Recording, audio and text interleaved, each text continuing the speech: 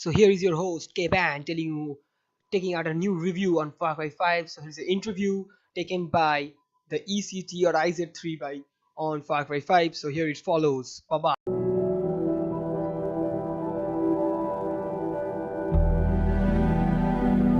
We had this idea that we wanted to take Far Cry to America, but we didn't know how to do it.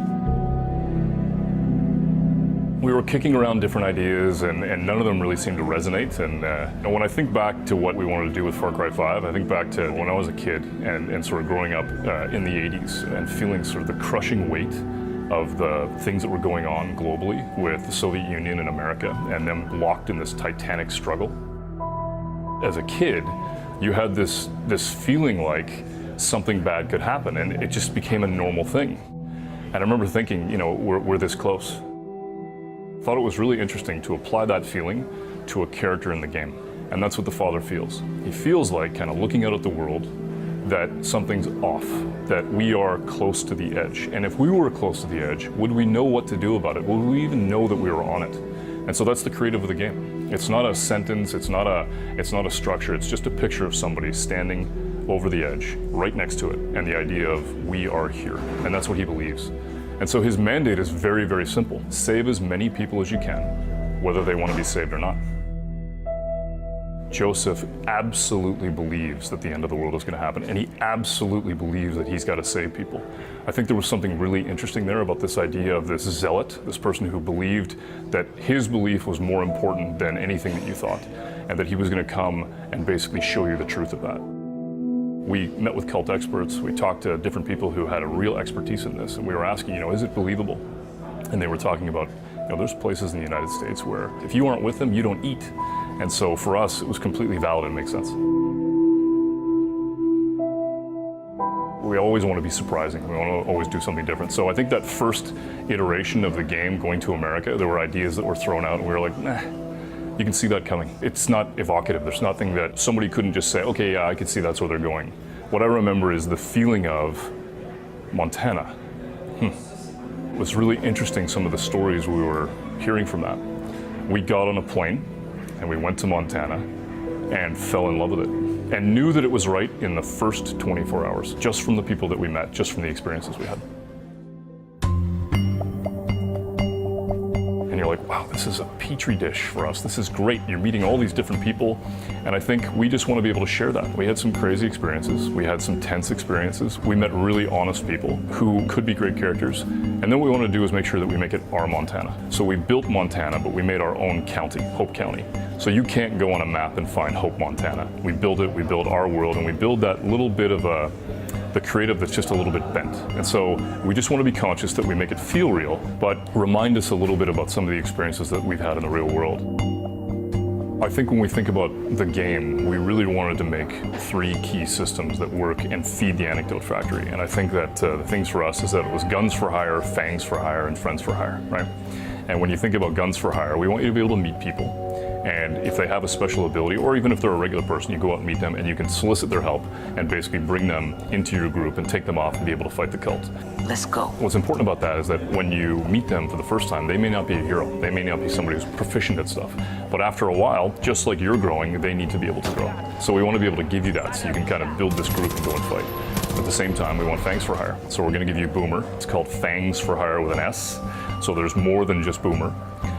And we want to be able to make it so that you could have a pet, and you could take that pet. And what we learned in Primal was people really responded to the idea of being able to take this animal with you.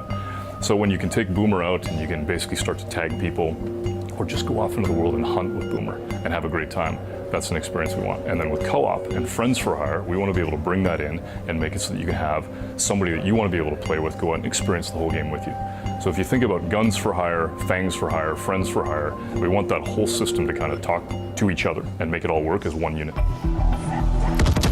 We wanted to be able to make something different this time. We wanted to be able to make it so that you'd walk out into the world and you wouldn't know exactly where you're going or what you're supposed to do, and that you got to meet people and you've got to hear about what's going on in the world, and that those people or different places that you meet give you hints about different places you can go. We also want to make it so that if you play the game and you decide, I want to go north, and you play it for 10 hours, and we talked to each other the next day and I went south, you're going to say, oh, I met this person. This is the weapon that I got. This is the experience that I had. And I'm like, I don't know what game you were playing, but I went down south and I met Nick and I've got a plane and I'm able to do strafing runs. And I'm like, okay, and you go back home the next day and you play the opposite. And you play it the way you want to play it and you meet people at the pace you want to meet them. And if you want to play in the open world and just mess around and have a great time, you can. If you want to have an earnest story moment, you can. In an action bubble that's contained, you can. Seems like the idea of this game and the thoughts that are being presented in this game are topical for the time we have right now. What was interesting is that, we started to think about this and the concept of We're on the Edge 3 years ago. And we think we've got something special and we keep pushing that. And we think when we present it to people, they're going to love it.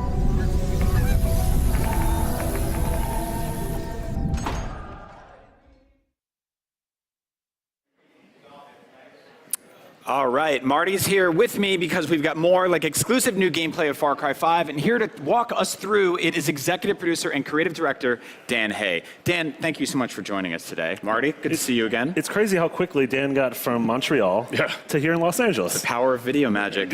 Yeah. So we're obviously incredibly excited about Far Cry 5. I think the thing that I pulled from that specifically that I didn't know was the way that I think we're going to be talking about this game with each other, in that some of us might go in different directions and go on completely different adventures. Far Cry games in the past have been sort of walled off, almost narratively. What brought you to the decision to just make this completely open? Honestly, I think it came back to the anecdote factory, right? When you think about how you played Far Cry 3 or 4 or Primal, you'd kind of go out and you'd find an outpost. And then you go into that outpost and you go, okay, I have a 360-degree approach. I can attack it the way I want. And you can talk about what you want to do, and then you have the opportunity to maybe trigger the anecdote factory in a unique way. And what we said to ourselves is, why can't we do that with the entire game? Why can't we take that so that the story isn't linear? Why can't we make it so that, yes, you're going to have a moment with the father at the very beginning, and then you find yourself wandering throughout the world, go in any direction, meet any character, and then start to be able to build up the resistance on your own. So you take that idea of the outpost that we had originally, and you just grow it across the entirety of the game. That's what we want. Yes, we see here even this isn't an outpost. This is a small city, a small little stretch of buildings, of businesses, of people. But obviously, it's been overtaken. But then at the beginning of this demo, we had 3 different options. So explain to us how that sort of unfolded. Well, what we wanted to do is build a community. So what you got here is a small town. This is Falls End, and the options that we wanted to be able to give you is: do you want to go in and do it stealth, right? Do you want to grab Boomer and go in and basically tag everybody?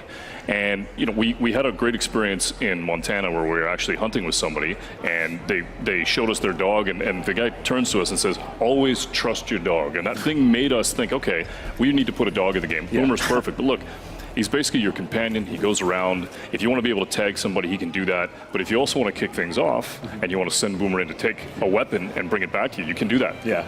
So it's about how you choose.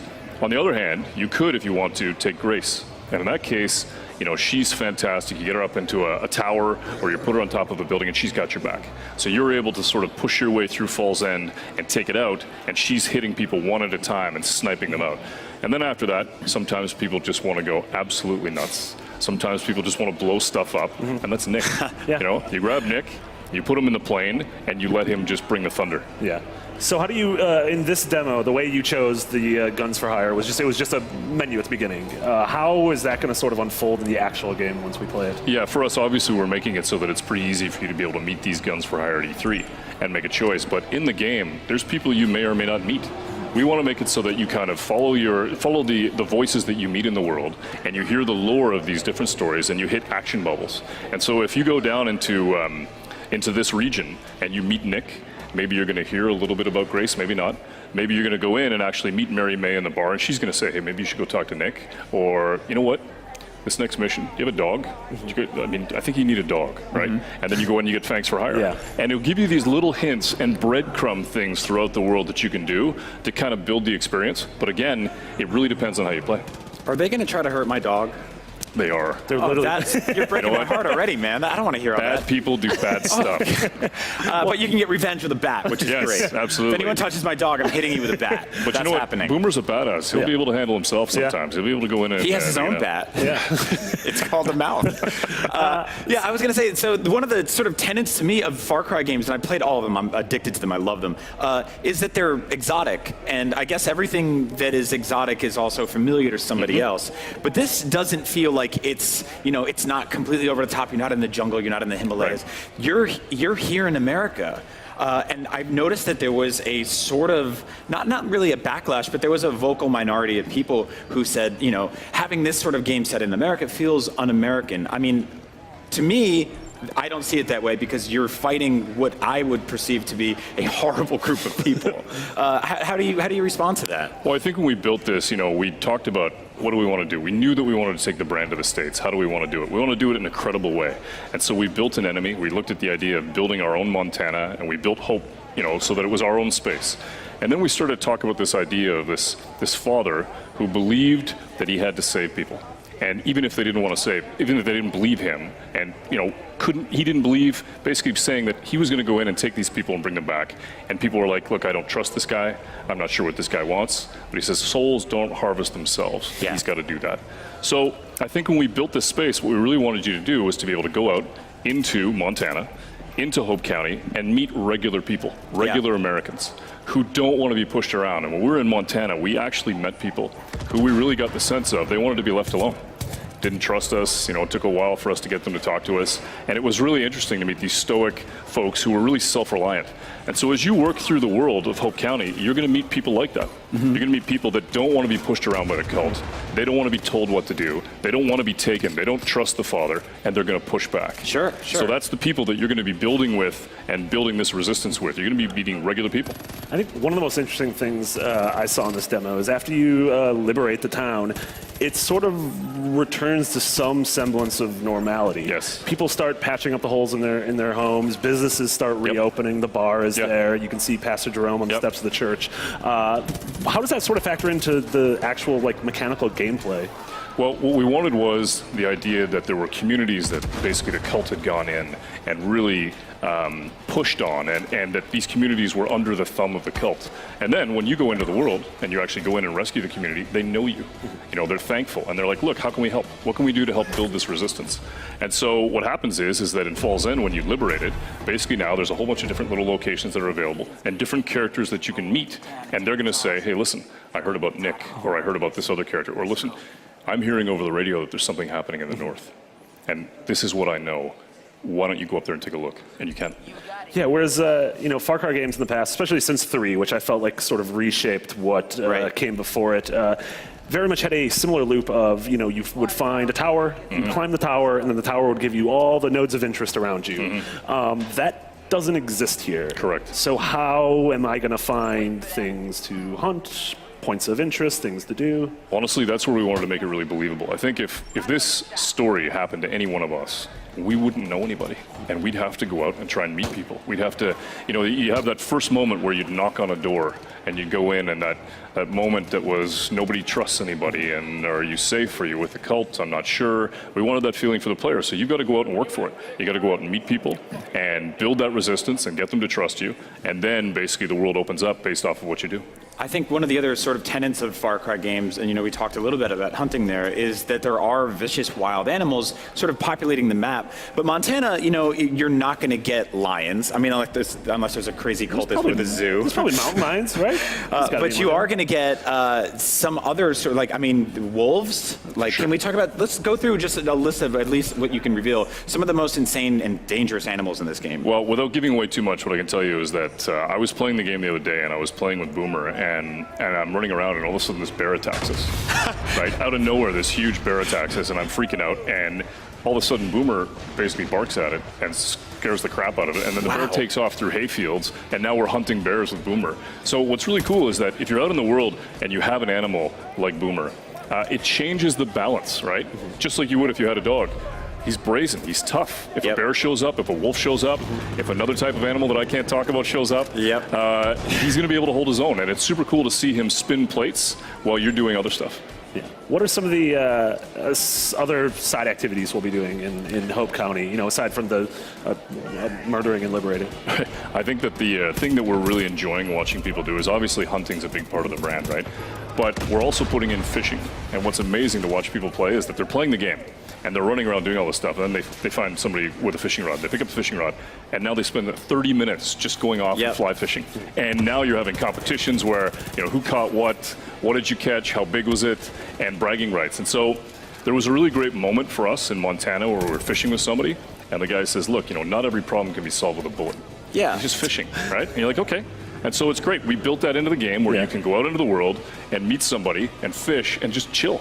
That's good to know. The next time I see a bunch of cultists beating up a bunch of people, I'm going to go catch some big mouth bass. There you go. I think that's it. Settle the whole situation. No, exactly. No, I think it's awesome that you do have that option, right? Because this is the kind of world you do want to get lost in. Right. And I think that being able to sort of say okay, I got chased by a bear today. I had to fight a bunch of cult members. I'm going to go catch a fish. I'm going to chill out. The world can't be all one flavor. Yeah. Our world isn't like that, right? Sometimes you just want to get into a plane and fly around and look at how beautiful the world is, or get into a cool car and just listen to the tunes and go driving. See, we saw Nick Ryer, obviously in that past mission. He was our guns for hire. We sent him in to sort of, do an initial carpet bomb run and then provide some support. Can we get into his plane? Because aerial sort of traversal and combat has existed-ish in Far Cry. We had a hang glider, we had a gyrocopter, but we haven't had a traditional just a plane. No, for sure. That's exactly what we wanted. We wanted you to meet Nick and know that he's got this plane and that he's kind of fitted it and that you basically can get up there and you can have dogfights. But while you're up there, this is the key thing about the game for us, is to make sure that it's organic, that it pushes back. So you may go help Nick, you may go liberate Fall's End, you may start to push against the cult in that space, but then they're going to start to push back. As you build that resistance, maybe they're going to send out the Chosen and you'll end up having a dogfight. Cool. There you go. Well, Dan, thank you so much. When can people play this game? When can I play this game? Yeah, February 27th. But right now at E3, if you're here, you can actually come down to the floor and try it yourself. Excellent. Awesome. That's so good to hear. Marty, thank you for joining us. Dan, thanks for coming. Yesterday's coverage started off with a bang, and thanks to the Microsoft press conference, here's what the fans had to say about the reveal of the Xbox One X and those exclusives.